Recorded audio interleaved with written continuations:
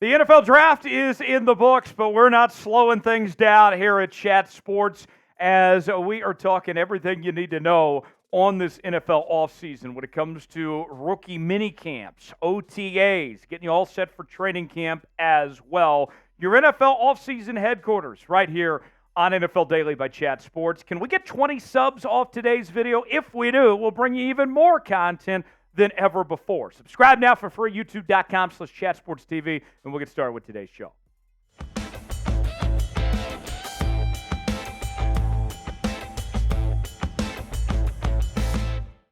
You're watching NFL Daily. I am Tyler Jones. Thanks for joining us. We are looking at Mel Kiper Jr.'s draft grades for all 32 teams.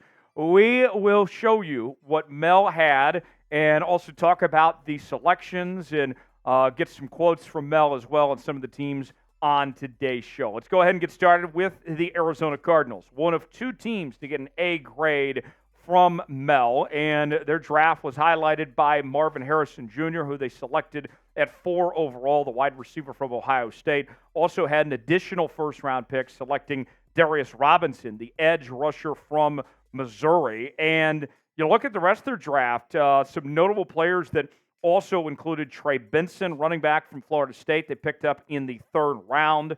Also, Xavier Thomas, edge rusher from Clemson, good value in the 5th round. Here is what Mel had to say in regards to his A grade for Arizona. Yes, general manager Monty Ossenfort could have traded down from number 4 to add even more capital, but I like that he went with both the best prospect available and the team's biggest need. Marvin Harrison Jr. has everything it takes to be a future all-pro wide receiver. Darius Robinson dominated against top prospects at the Senior Bowl, which made him rise to the round 1 discussion. While he didn't always live up to his talent level at Missouri, his potential is tantalizing. Now, I want to know, how would you grade your favorite team's draft? Let me know who your favorite team is and what their grade is, whether it's an A, maybe it's a B, C, D, or F if you're feeling great, you're feeling not so great, somewhere in between. Let us know in the comment section and give us a grade for your favorite team's draft. The Philadelphia Eagles were the other team to receive an A grade from Mel, and Howie Roseman was wheeling and dealing, making a lot of noise with the Eagles selections. They started with Quinyon Mitchell, the corner from Toledo, at 22 overall, the fastest corner in this year's draft. And then they also picked up Cooper DeJean in the 2nd round, who most people had a first-round grade on. Slides to the 40th selection. They double up the corner spot and some flexibility with DeJean. He might end up playing safety or nickelback and also on special teams. Some other notables from the Philadelphia Eagles included Jeremiah Trotter, the Clemson linebacker they were able to pick up in the 5th round. Johnny Wilson, wide receiver from Florida State, they were able to pick up in the 6th round, and the Eagles get an A. Meanwhile, the Pittsburgh Steelers, they get an A- for their draft, according to Mel. The Steelers made the most of the selections they had. Troy Faltanu, the offensive tackle or guard. We'll see what the Steelers do with him. They get him at number 20 overall out of Washington. 2nd round, the Steelers get the center they were looking for, Zach Frazier from West Virginia. And then 2 very good picks in the 3rd round for Pittsburgh, which included Roman Wilson, wide receiver from Michigan, and Peyton Wilson, the linebacker from NC State. So a very good job by Omar Khan and company there. Then we go to the Washington Commanders, who also received an A-. They started off things with Jaden Daniels, the quarterback from LSU, at number 2 overall. Then we're able to grab up Jerzon Newton, Johnny Newton, the defensive tackle from Illinois, who a lot of people had a first-round grade on. They get him there in round number 2. Some other notable picks. How about Luke McCaffrey, the wide receiver from Rice, a former quarterback, the brother of Christian McCaffrey. They land him in the 3rd round. Here is what Mel had to say about the Commanders draft. I really like this class overall, and whether it goes from great to amazing could hinge on Brandon Coleman becoming a starter. Coleman was the Commanders' 3rd round pick at 67 overall. If he does and Daniels is a star, this could set the foundation for the Commanders returning to the playoffs in a couple of years. What team had the best draft? Was it one of the teams we talked about or somebody else we haven't gotten to yet? Weigh in the comment section and let us know who you think that team is. NFL rookie jerseys are on sale now, whether you want to rep Caleb Williams, maybe it's Jaden Daniels, maybe it's the pick from your favorite team or your favorite college player. We have them all on sale now for you at chatsports.com/NFL jersey. And these are going fast, so you might as well jump on it and get yours now. Check them out today, chatsports.com/NFL jersey. The link is in the comments and description of today's video. Check them out, chatsports.com/NFL jersey. Let's go to the Baltimore Ravens, Mel's hometown team. He gives a B+ to Eric DeCosta in the Baltimore Ravens as they found incredible value getting Nate Wiggins at number 30 overall, the corner from Clemson. And Eric DeCosta, the Ravens GM, said they weren't expecting him to be available there. Then the Ravens found help at the offensive line as they grabbed up Roger Rosengarten, the offensive tackle from Washington, in the second round. But how about this? One of the best value picks of the entire draft, fourth round, the Ravens get TJ Tampa, corner from Iowa State. The Houston Texans, they get a B+ from Mel, as they did not have a first-round pick, but they did do a good job with what they had. Kamari Laster, corner from Georgia at 42 overall. Blake Fisher, offensive tackle from USC, in the second round. And how about Cade Stover? Arguably the best receiving tight end in this year's draft. They get him in the fourth round out of the Ohio State. The defending Super Bowl champion Kansas City Chiefs made some noise right away when they traded up with the Bills to go get their wide receiver, Xavier Worthy.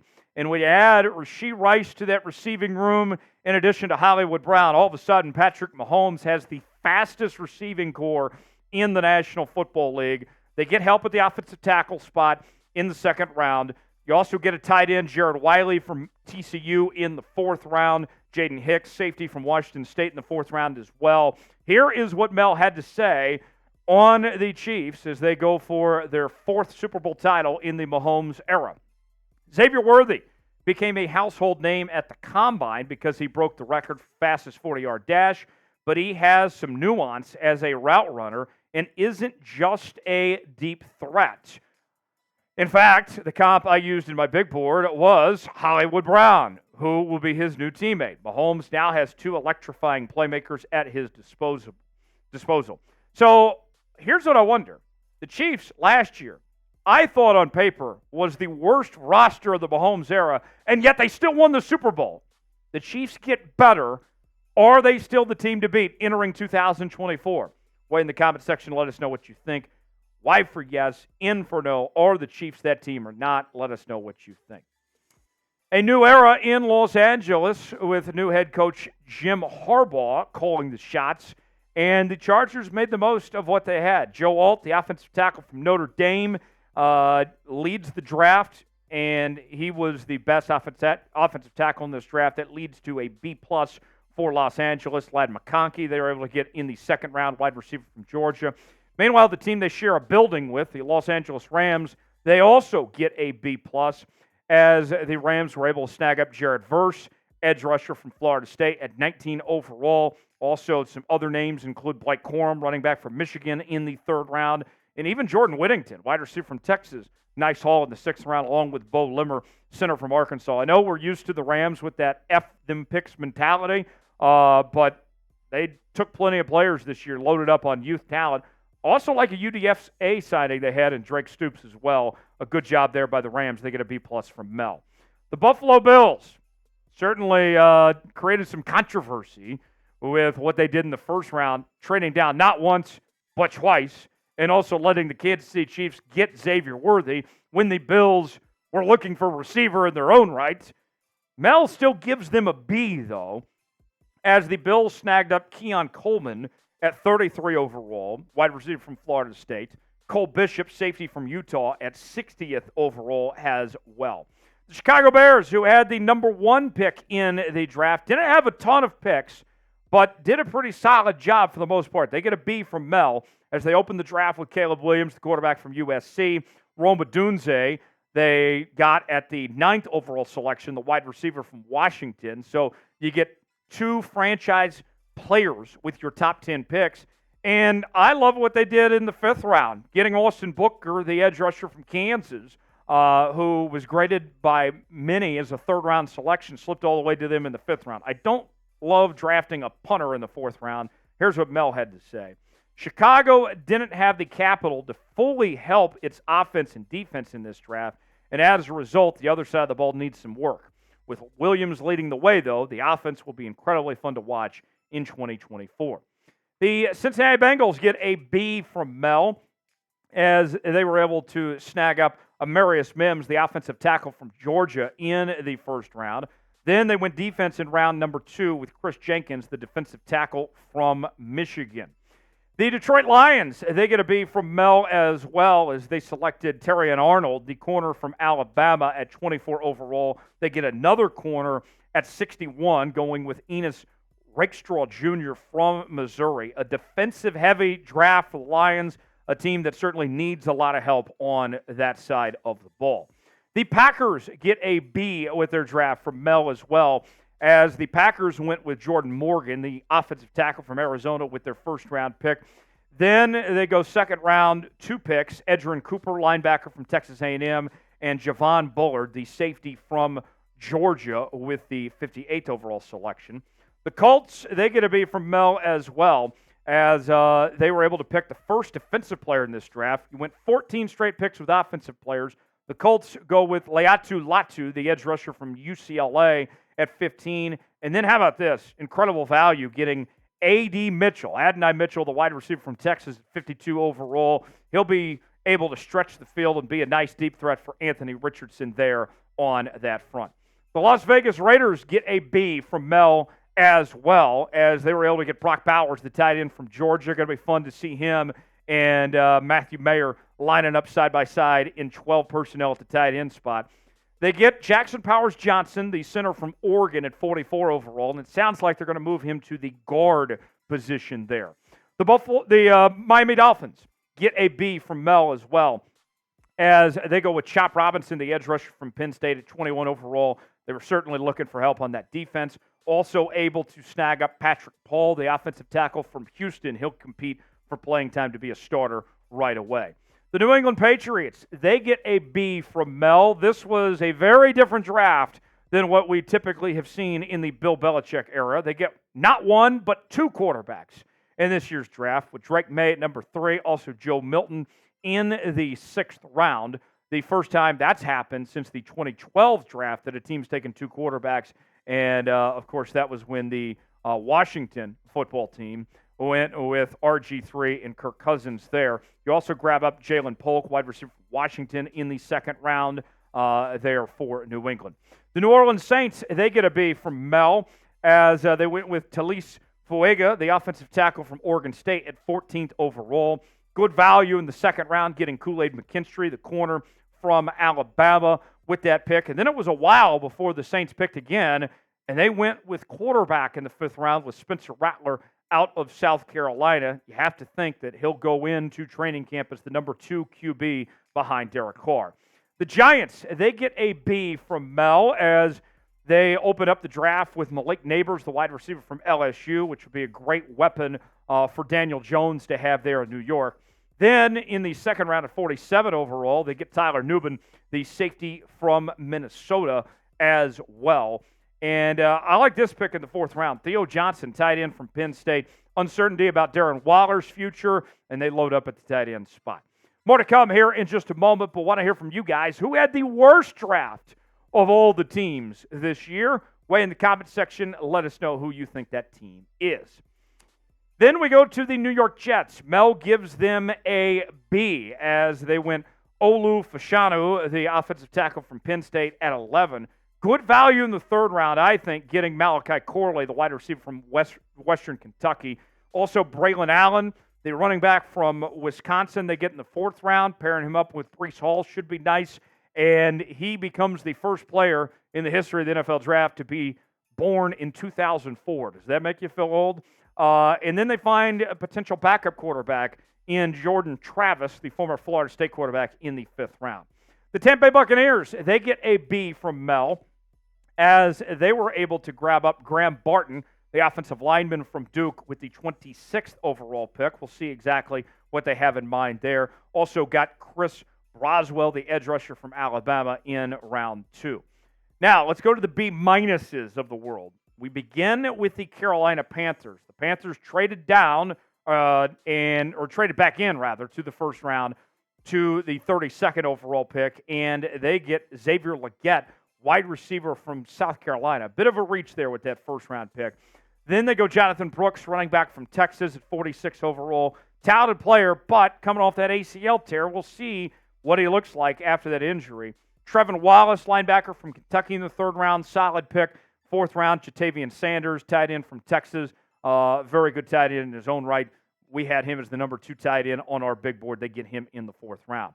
How about them Dallas Cowboys? The Cowboys get a B- from Mel as they were able to trade down, get some extra draft capital, and get Tyler Guyton, the offensive tackle from Oklahoma, at 29 overall. Other notable players include Marshawn Nealon, the edge rusher from Western Kentucky in the 2nd round, and Cooper Beebe, the All-American offensive guard from Kansas State in the 3rd round. Here's what Mel had to say about the boys. The Cowboys were able to trade down 5 spots in round 1, pick up an extra 3rd rounder, and still get their guy. Tyler Guyton is going to get a chance to be their starter at left tackle, and from what I see on tape, I think he can make the most and move over from the right side. He has special ability as a pass protector and can get to the 2nd level in a hurry in the run game. Another B- is the Jacksonville Jags as they pick up Brian Thomas Jr., the wide receiver from LSU, at 23 overall. Get another LSU player, this time Mason Smith, the defensive tackle, in the 2nd round as well for the Jags there. Another B- is the San Francisco 49ers, who were in an interesting position at 31. A lot of people thought they were going Cooper DeJean. They shocked everybody going with Ricky Pearsall, the wide receiver from Florida. It makes you wonder, are they going to trade Ayuk or Deebo Samuel sometime soon with the 1st-round receiver selection there? Also, 2nd round, they go Renardo Green, corner from Florida State, and they get a good offensive guard in the 3rd round, Dominic Pooney from the University of Kansas there in round 3. Staying in the NFC West, we find the Seattle Seahawks, who get a B- from Mel as well. They snagged up Byron Murphy with their 16th overall pick, the defensive tackle from Texas. We heard Mike McDonald say they want to build a wall in their defense. They found a nice foundational piece with that. Really like the 3rd-round pick from Seattle as well, Christian Haynes, offensive guard from UConn. The Seahawks needed some help when it came to the interior of the offensive line, and they got it there. C+ for the Cleveland Browns from Mel. Didn't have a 1st-round pick. 2nd round, they go Michael Hull Jr., defensive tackle from Ohio State. Zach Zinter, guard from Michigan, coming off that injury in the Rose Bowl. They used a 3rd-round pick on him. May have been a reach. We'll see how long the recovery takes from him there. Then the Denver Broncos get a C+ for their draft as they snagged up Bo Nix, quarterback from Oregon, the nation's completion percentage leader this past season. They also grabbed up his teammate Troy Franklin in the 4th round as well. Who was your favorite draft pick this year? Among all the 260-plus players selected, who was your favorite pick this year? Weigh in the comment section and let us know what you think. A couple more for you. The Minnesota Vikings get a C+ from Mel. They were able to trade up 1 spot, get J.J. McCarthy, the quarterback from Michigan, at 10 overall. They also had another 1st-round pick. Used that on Dallas Turner, the edge rusher from Alabama as well. I don't like using a 6th-round pick on a kicker, and that's what they did with Will Reichard from Alabama there as well. The Tennessee Titans get a C+ from Mel. They go J.C. Latham, the offensive tackle from Alabama in the 1st round. 2nd round, a bit of a reach as they go T'Vondre Sweat, defensive tackle from Texas. Most people had about a 4th-round grade on him. They used a 2nd-round pick on the Texas big fella, weighing in at 360-plus pounds. The worst grade of the entire draft from Mel was a C for the Atlanta Falcons, as they shocked everybody, taking Michael Penix Jr. at 8th overall, despite paying Kirk Cousins all that money. 2nd round, they go Ruka Rojo, the defensive tackle from Clemson. And 3rd round, decent pick with Braylon Trice, the edge rusher from Washington. Here's what Mel had to say on the Falcons. Look, we can debate Michael Penix Jr.'s talent all we want, but the Falcons had a chance to improve their defense with the best prospects still on the board and didn't take it. Instead, they choose a quarterback to sit behind a guy to whom they just gave $100 million guaranteed. I just don't get the logic here. It's not like Penix is raw either. He turns 24 in May and has played a ton of football. It was one of the most shocking picks I can remember in round one. And Mel, we certainly agree. That was a bit of a head-scratcher there, to say the least. Subscribe now to Chat Sports for the latest happenings across the National Football League all off-season long. I'm Tyler Jones. Thanks for joining us. We'll see you next time.